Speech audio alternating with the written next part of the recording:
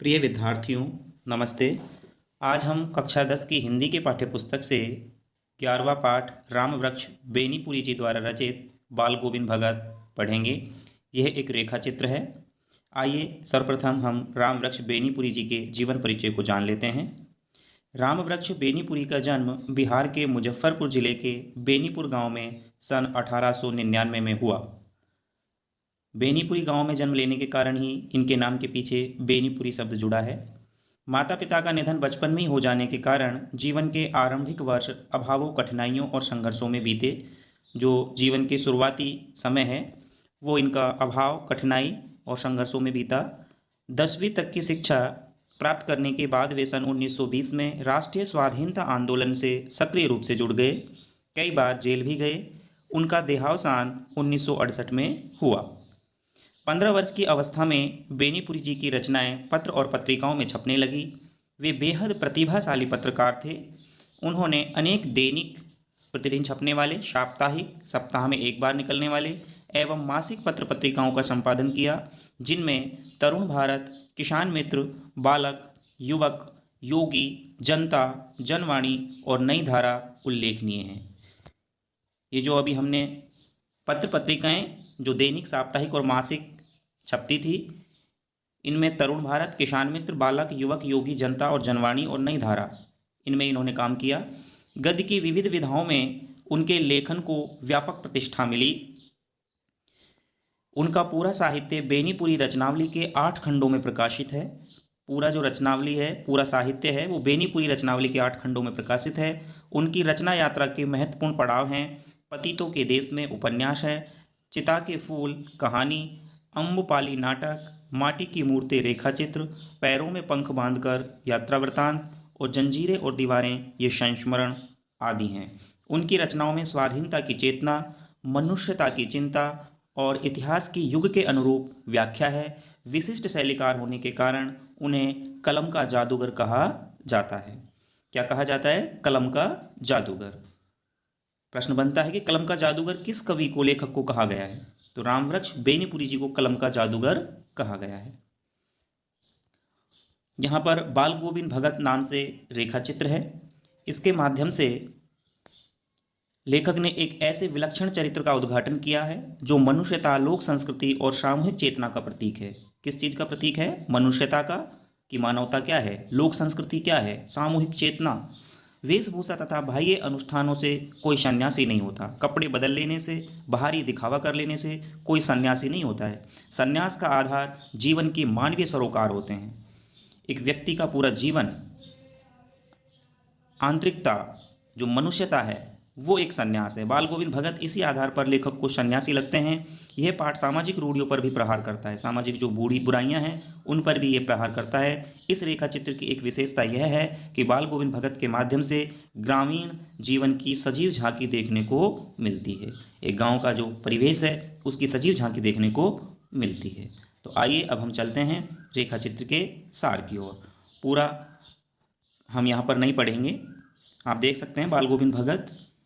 तो ये पूरा जो रेखा चित्र है, यहाँ पर आप उनकी सत्संग मंडली देख सकते हैं, किस तरह से गाते बजाते हुए वो निकल रहे हैं।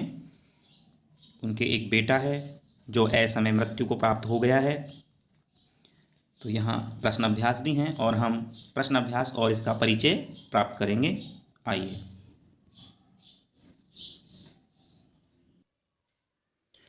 बाल गोविंद भगत रेखा चित्र है।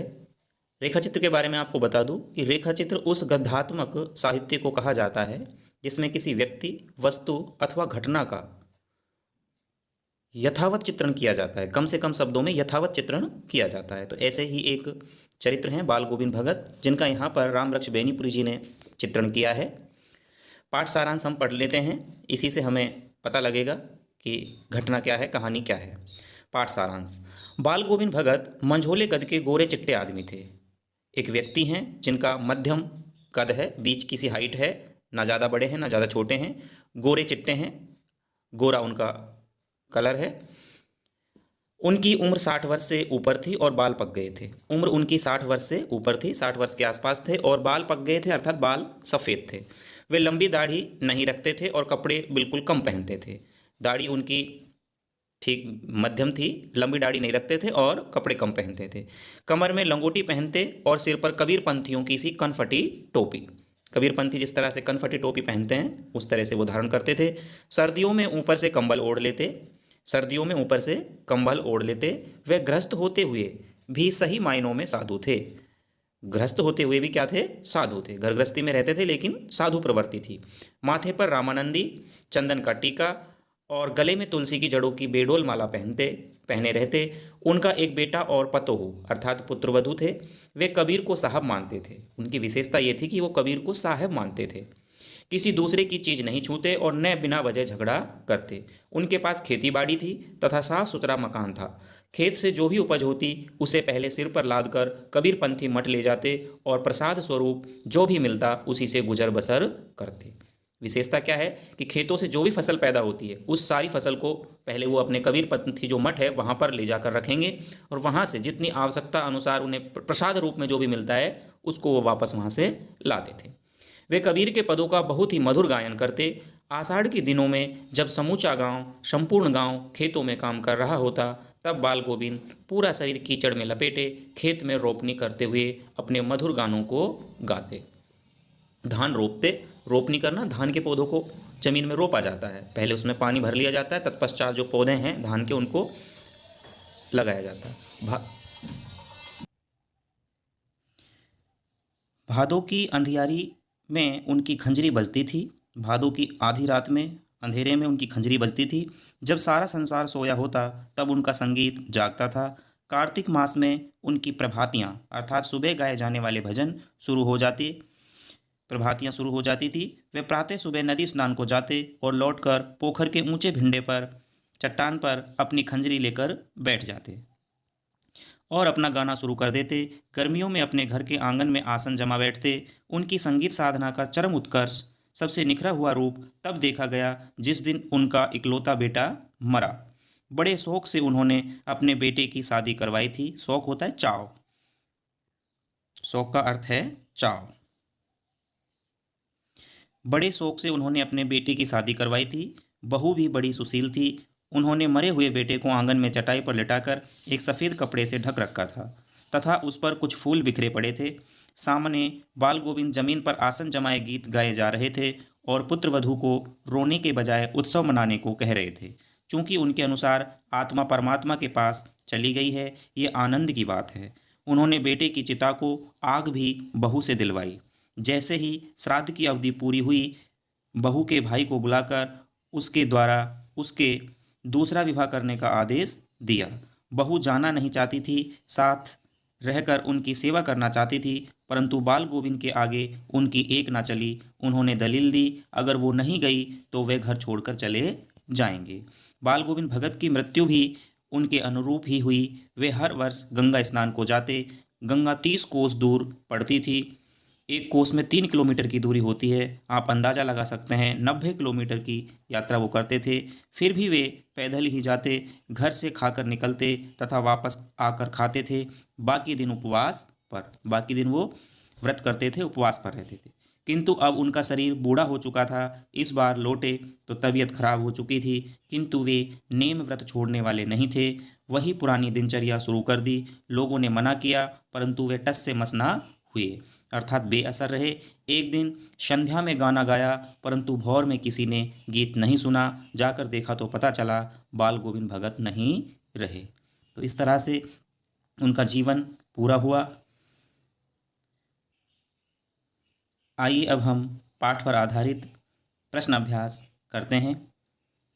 पहला प्रश्न है, खेती बाड़ी से जुड़े गृहस्थ बाल गोविंद भगत अपनी किन चारित्रिक विशेषताओं के कारण साधु कहलाते थे? जवाब है, बाल गोविंद भगत एक गृहस्थ साधु थे। घर में रहते हुए वो साधु की तरह जीवन जीते थे, परंतु उनमें साधु कहलाने वाले गुण भी थे। कबीर के आदर्शों पर चलते थे, उन्हीं के गीत गाते। कभी झूठ नहीं बोलते थे, खरा व्यवहार करते थे। किसी से भी दो टूक बात करने में संकोच नहीं करते, न किसी से झगड़ा करते। चौथा बिंदु है, किसी की चीज़ नहीं छूते थे, न ही बिना पूछे व्यवहार में लाते थे। कुछ खेत में पैदा होता, सिर पर लाद कर पहले उसे कबीरपंथी मठ में ले जाते। वहाँ से जो कुछ भी भेंट स्वरूप मिलता था उसे प्रसाद स्वरूप घर ले जाते थे। उनमें लालच बिल्कुल भी नहीं था। तो देखिए कितने अच्छे गुण जो एक साधु में होते हैं, सच्चे साधु में होते हैं, बाल गोविंद भगत में भी दिखाई पड़ते हैं। दूसरा प्रश्न है, भगत की पुत्रवधू उन्हें अकेले क्यों नहीं छोड़ना चाहती थी?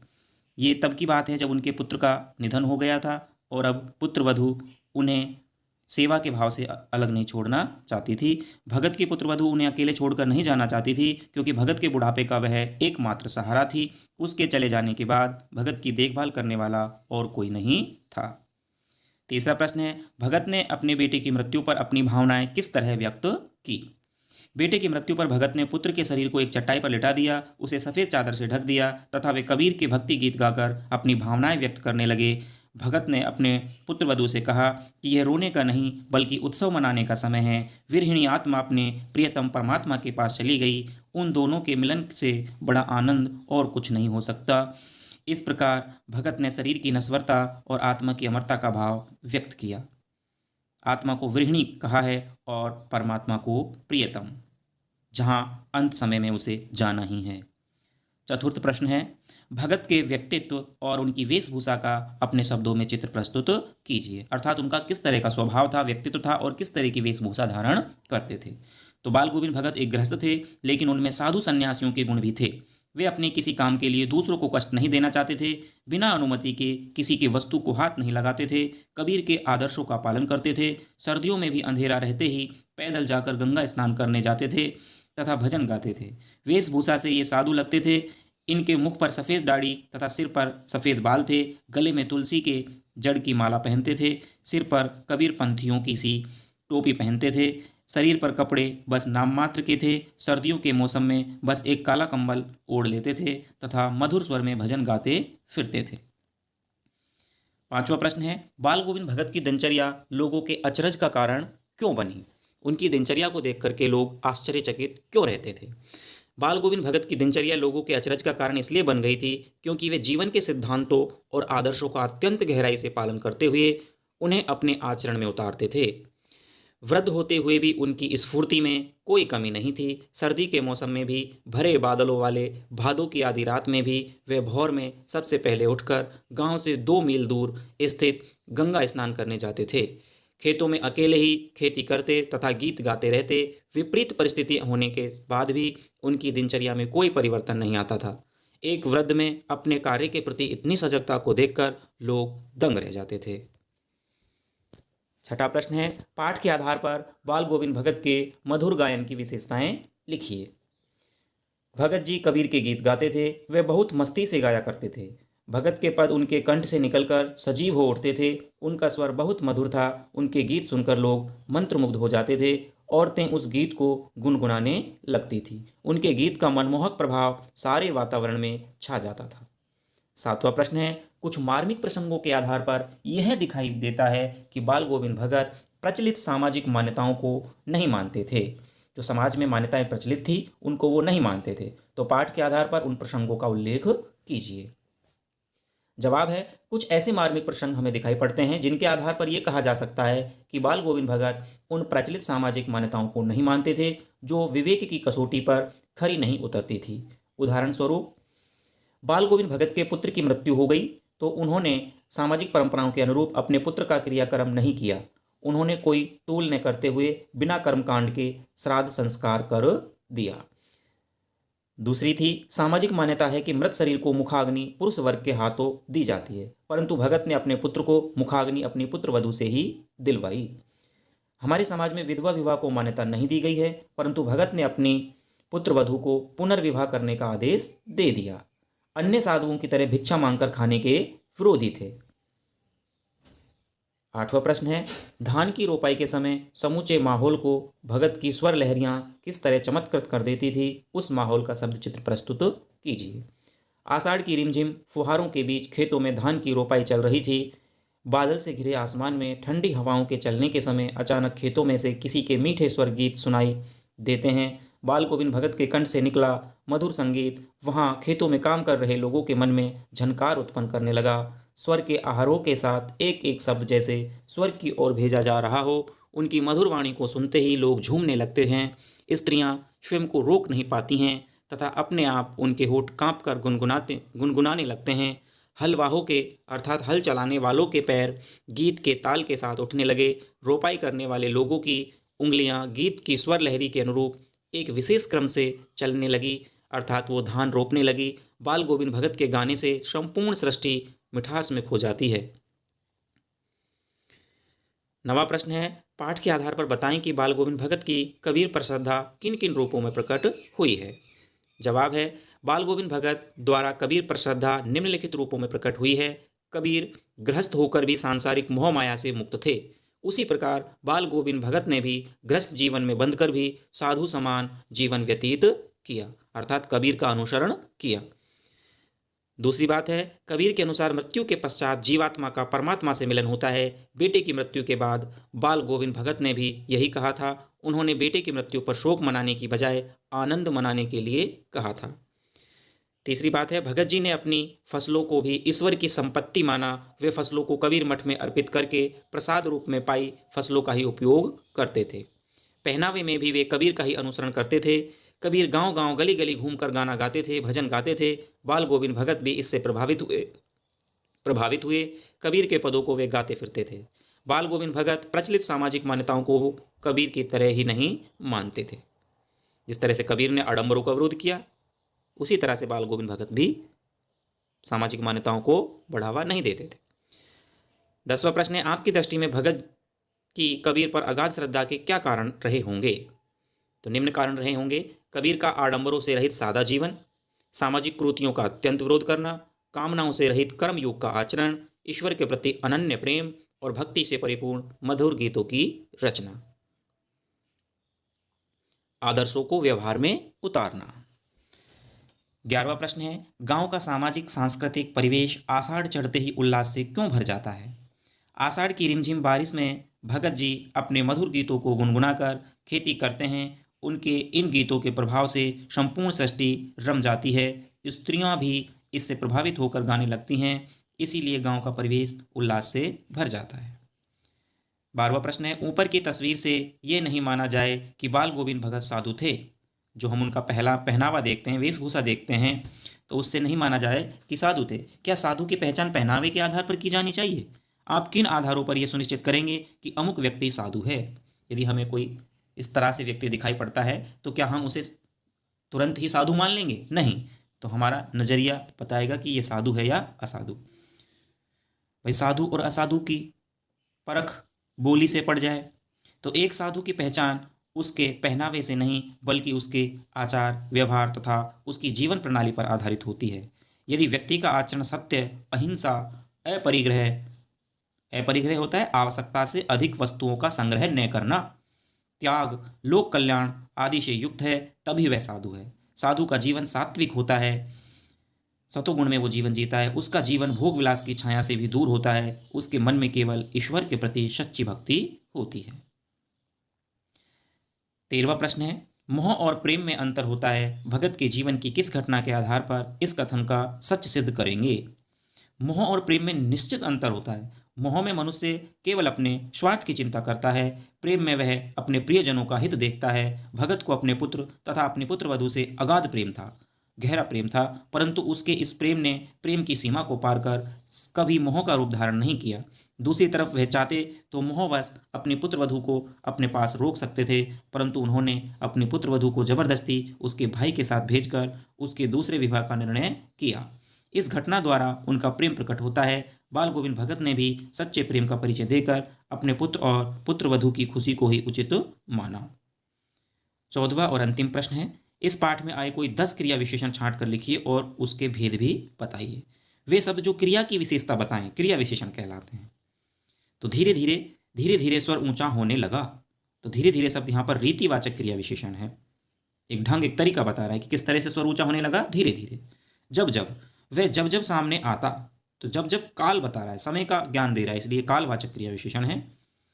तीसरा है थोड़ा थोड़ा, बुखार आने लगा। यहाँ पर ये परिणाम दर्शा रहा है कि परिणामवाचक क्रिया विशेषण है। उस दिन भी संध्या में गीत गाए, तो उस दिन भी ये काल का दर्शाने वाला है, कालवाचक क्रिया विशेषण। बिल्कुल कम, कपड़े बिल्कुल कम पहनते थे, परिमाण बता रहा है, मात्रा बता रहा है। परिमाण का अर्थ है मात्रा। तो कपड़े कितने पहनते थे? बिल्कुल कम। परिमाणवाचक क्रिया विशेषण है। सवेरे ही, फिर कालवाचक है। इन दिनों सवेरे ही उठते थे। हर वर्ष, ये भी कालवाचक क्रिया विशेषण है। हर वर्ष गंगा स्नान के लिए जाते थे। दिन दिन कालवाचक है। वे दिन दिन छिजने लगे, कमजोर होने लगे। हंसकर, एक रीति है, हंसकर टाल देते थे। रीतिवाचक क्रिया विशेषण है। जमीन पर यह आसन जमाए गीत गाए चले जा रहे हैं। स्थानवाचक क्रिया विशेषण है। तो यहाँ हमारा यह अध्याय पूर्ण होता है। इतिश्री। इस रेखा चित्र की संपूर्ण PDF आपको वीडियो के डिस्क्रिप्शन में उपलब्ध होगी, वहाँ से आप इसे डाउनलोड कर सकते हैं, प्रिंट करा सकते हैं और अपने अध्ययन को और भी अच्छा बना सकते हैं। आप सभी का धन्यवाद। नमस्कार।